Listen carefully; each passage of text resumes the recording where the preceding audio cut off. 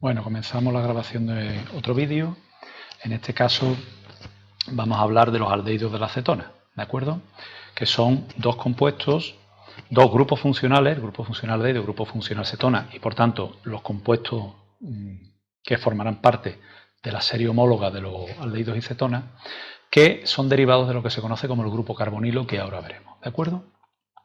Bien. Pasamos a los aldehídos, entonces, recordar que el apartado A y B pues eran alcoholes y éteres, y ahora pasamos a aldehídos y cetonas. El grupo carbonilo es este que tenemos aquí, carbono unido a doble enlace con oxígeno.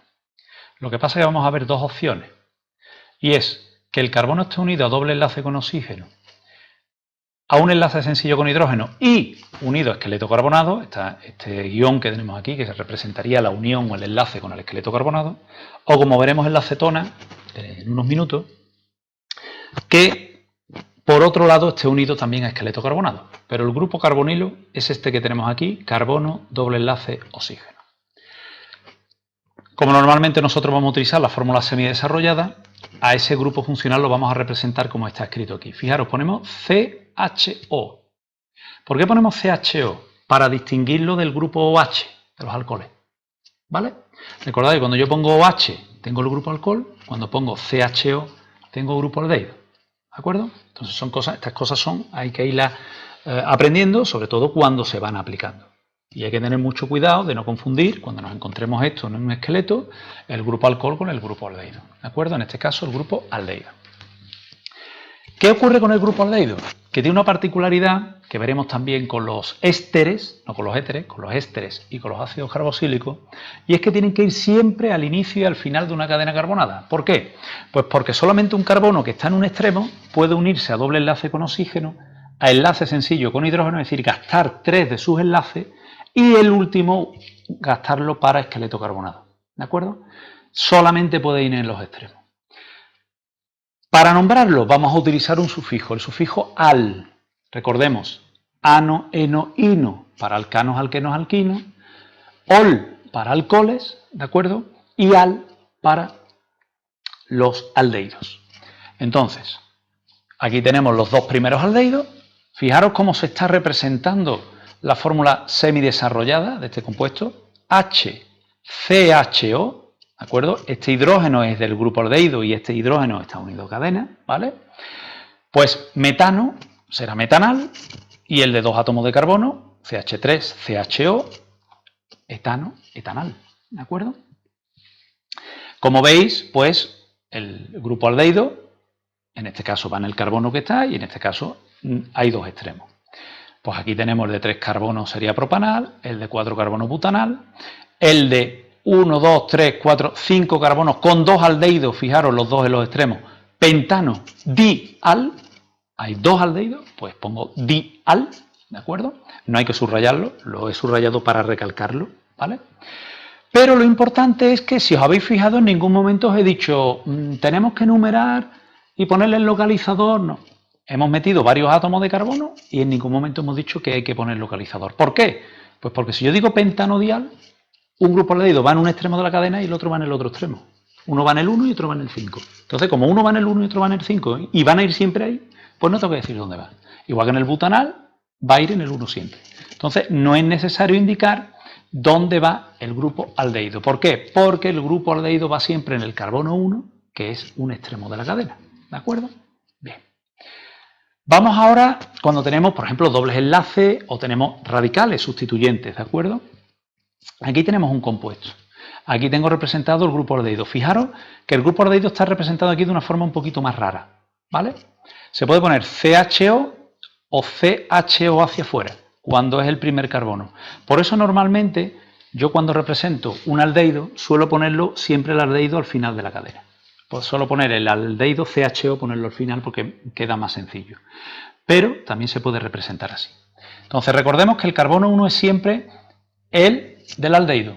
Aunque yo no tenga que decir dónde va, pero ese es mi carbono 1 porque manda el aldehído siempre a la hora de indicar. Y será siempre la cadena más larga que contenga el mayor número de grupos aldehídos.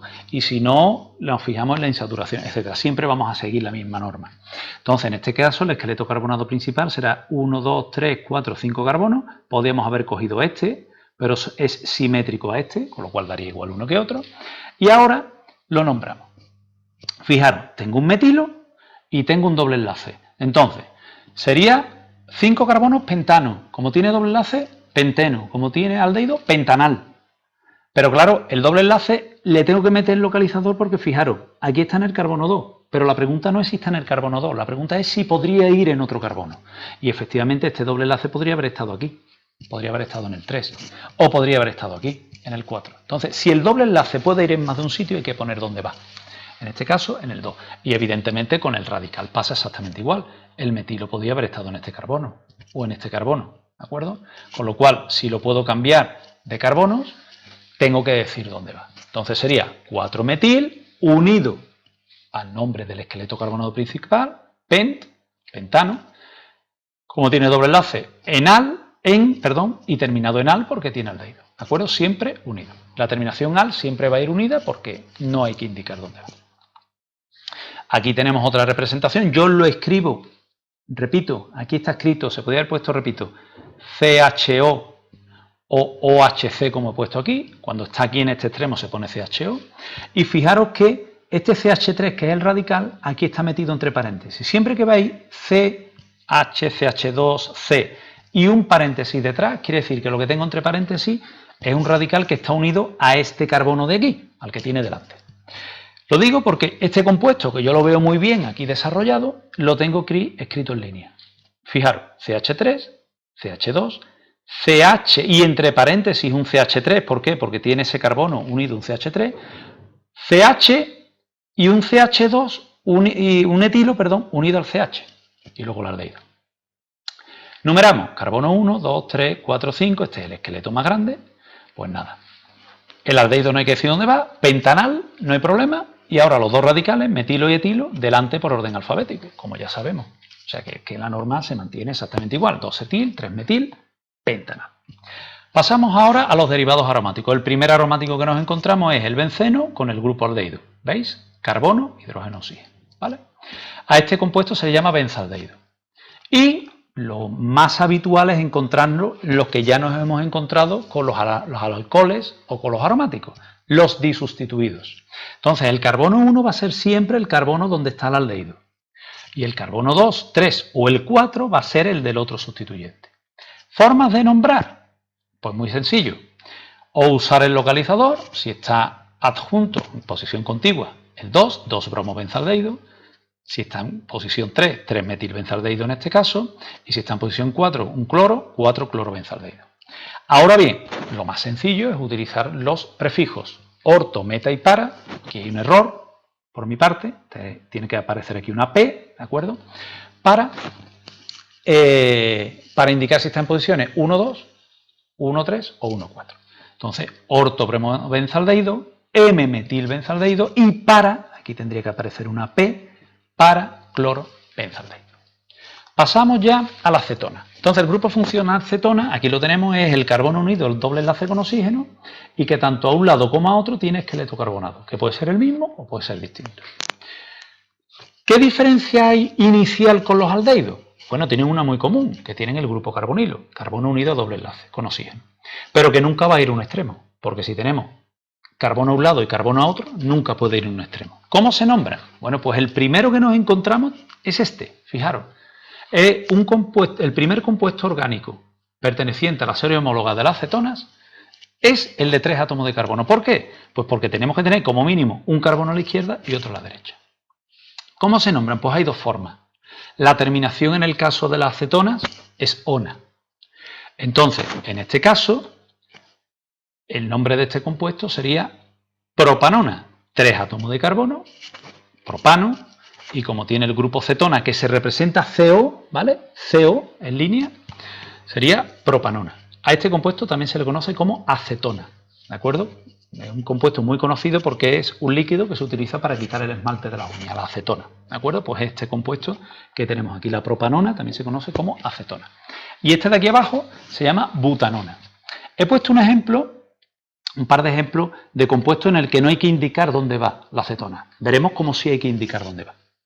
Entonces, en este caso tenemos la butanona, que si numero por aquí estaría en el carbono 2, pero si cambio el grupo cetónico y lo pongo aquí, volvería a estar en el carbono 2, es decir, es el mismo compuesto. Por eso no hay que indicar dónde va. Entonces, terminación en ona, propanona, butanona, pentanona, hexanona. Otra cosa que en esos compuestos sí va a haber que indicar dónde va, pero se haría así. Y la segunda forma es lo mismo que se hacía con los éteres. Utilizo la palabra cetona y los dos radicales que están unidos al grupo cetona lo pongo por orden alfabético, con una diferencia con respecto a los éteres. Y es que aquí sí se pegan los nombres de los radicales entre sí y se pegan a la palabra cetona. ¿De acuerdo? En los éteres se separaba, aquí se une. ¿De acuerdo? Como veis, es muy sencillo. ¿Qué diferencia hay en el caso de que la cetona pueda ir en más de una posición? Cosa, insisto, que no pasaba en el caso de los aldehídos, porque el aldehído iba siempre a principio o final de cadena. Pues las dos opciones se siguen manteniendo. Yo numero siempre por donde esté más cerca el extremo de la cadena. Fijaros que es, en este caso tengo la pentanona en los dos casos, solo que en un caso tengo el grupo cetona en el carbono 3 y aquí lo tengo en el carbono 2. Si yo a una persona le digo, formula la pentanona, me va a preguntar que dónde pone el grupo cetónico, porque no le he dado toda la información. Entonces, si no dejo claro dónde va el grupo cetona, porque puede ir en más de una posición, estoy nombrando mal. Se añade la terminación ona y se acabó, ¿vale? Se separa y ya está. Pentanona, separo la terminación ona y le pongo dónde va, en el 3. El otro, pentanona, como va en el 2, separo y le pongo el 2. Como veis, igual que los alcoholes, solo que en lugar de terminación ol, pues es ona, ¿de acuerdo? Como veis, la mecánica es muy parecida. La segunda opción no cambia. ¿Por qué? Pues porque sigue siendo el nombre de los dos radicales delante de la palabra cetones por orden alfabético. Con lo cual, lo único que va a cambiar realmente es que el nombre del compuesto va a ser distinto. En este caso, voy a tener dos etilos unidos al grupo cetona, por lo tanto será dietilcetona, y aquí lo que tengo es por un lado un metilo y por el otro lado un propilo. Entonces será metilpropilcetona.